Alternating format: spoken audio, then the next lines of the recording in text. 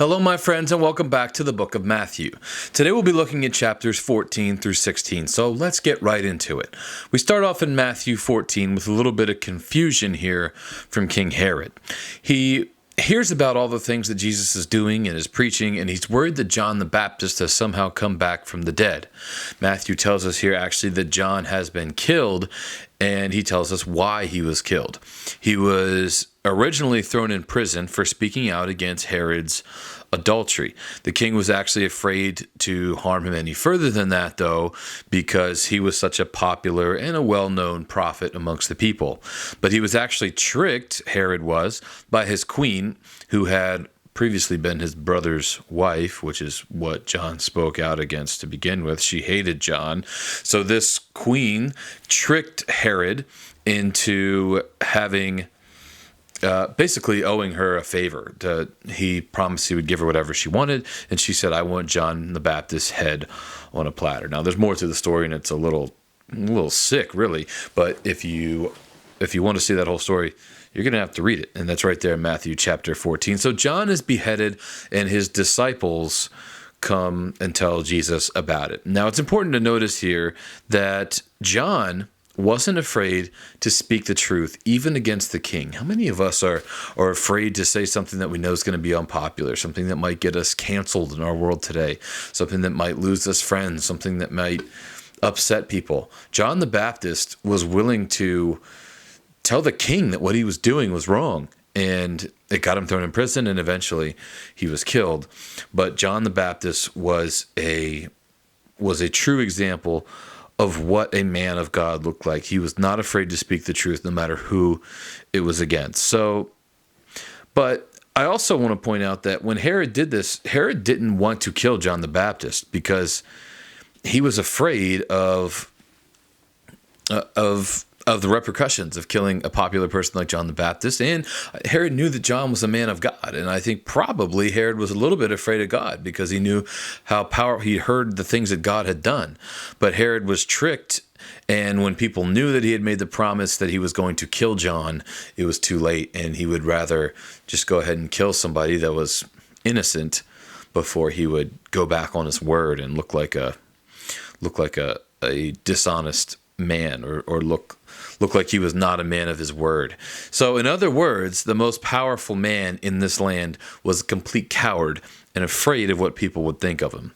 When John's disciples found Jesus, though, they went to tell him the good news, and he was busy healing people. And that brings us to a pretty incredible account in verses 13 to 21.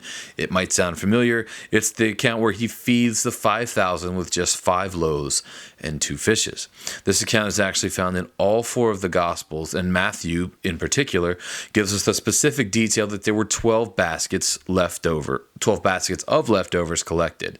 12 is a number that we are familiar with. It's the 12 tribes. It's the 12 disciples, the 12 baskets. Is there something to that?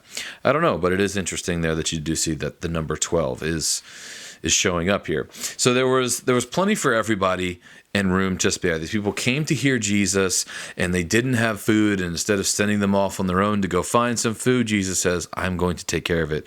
And that's how he did it. So he gave them 12, he fed them all, and there were 12 baskets left over.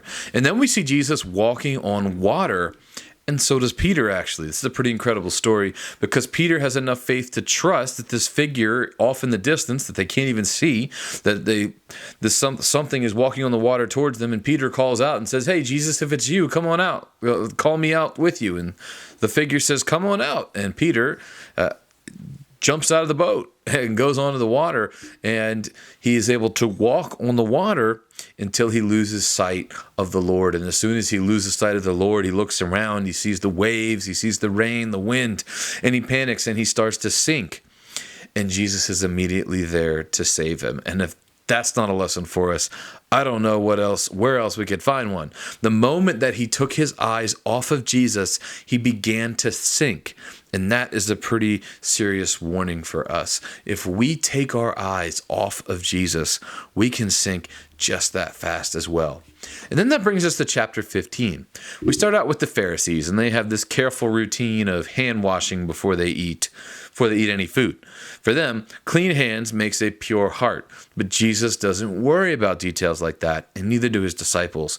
Because really what it is it's empty legalism, so to speak. It's empty religion, let's just call it that. They think that, you have to wash your hands to not pollute the inside of to pollute your body and yada, yada, yada. But they weren't really doing it for the right reasons. And Jesus points out that some of the Pharisees' traditions actually break God's law. For example, they break the 5th commandment, which says support your elderly parents, by putting their money out of reach in a special fund for God. So these Pharisees are not great people, and they're just picking and choosing which commandments they want to follow and which things they want to do in their service to God. Jesus teaches that there's a difference between physical and spiritual dirt. That's the whole point of this account that we see here in chapter 15 between Jesus and the Pharisees. Nothing we eat can make us spiritually unclean. Food simply passes through our body and doesn't affect our soul. It is the sin already inside us, in our hearts or our will, that makes us unclean. Every one of God's laws is broken at the command of the human heart. It all comes from our hearts, and no amount of hand washing or any other ritual can prevent it. And that is the message there from that whole encounter with the Pharisees. We can try to look good on the outside as much as we want, but it's what's on the inside that counts. It's what's on the inside that God cares about. And that's what we need to be making sure we are taking care of. Jesus says that it is not what comes into the mouth that defiles a man, but what comes out of his mouth. Because out of the excess of the heart, the mouth speaks. So then we come to a story about a Canaanite woman's faith. She's the descendant of the pagan people who were Israel's enemies in the old days. Remember, we've heard all about the Canaanites, these people that did not serve God, and this woman was one of those. She begs Jesus to deliver her daughter from demon possession. So which could have been literal demon possession, could have also been mental illness or epilepsy. In those days, they didn't really know what was what, because they all kind of looked similar. Jesus kind of ignores her at first, and then he just outright refuses her request. He says that he has come for his people, for the Israelites. And then she asks him on her knees to make an exception, but he still refuses. And he even says something about the Gentiles were mere dogs. And so that doesn't seem like the kind of Jesus we know about, right? That's not a very nice thing to say. And there she has him, because she says that the dogs may at least have some crumbs from the children's table. And Jesus is actually excited to lose this argument. He's happy to lose it, because this woman has a wonderful faith, and he gladly heals her daughter. And then we have another feeding miracle from Jesus. Jesus returns to the Sea of Galilee, to its northeast coast. This is still Gentile territory, and here Jesus heals people among great crowds of Gentiles and feeds them from a few loaves and fishes. There's something different here about Jesus' ministry, though, as now it's to the Gentiles. When he had fed those 5,000 people before, those were Israelites, those were Jewish people, those were his own people. This time it is also to the Gentiles. And Matthew also conveys a difference from the feeding of 5,000 Jews. He records different numbers of loaves, fishes, and people, and a larger kind of basket. But clearly the blessings that the Jews have been receiving are being opened up to Gentiles as well. And that's the point. That's why I bring it up. That's why he singles out, now this is for the Gentiles. Because Jesus had come for his own people, but he is also now saying the Gentiles are welcome as well. The Gentiles also are welcomed into the love of God. That's what Paul's ministry is largely about. Paul was God's messenger to the Gentiles, but Jesus here is saying, I also love you. It's not just my people. Of course I love my people. Of course the Jewish people are still God's chosen people. But the Gentiles, I also love you. And the healing of this Canaanite woman's daughter is the start of something really big. And then in chapter 16, we return to the Pharisees and the Sadducees, who were two important religious groups. I think we've talked about them already, but just to run a quick Quick review. The Pharisees believe in a pure Jewish race and religion, and they resent the Roman government. The Sadducees, on the other hand, they work with the Roman government so that they have some share of political power.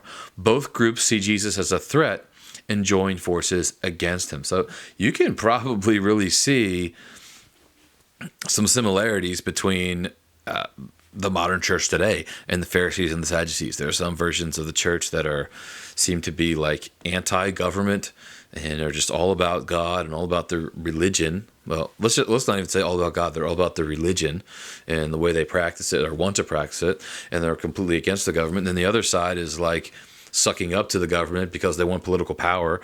They want to be able to do what they want to do. They like being popular. They like being known as the church and being recognized by the government. There are churches out there that are like that.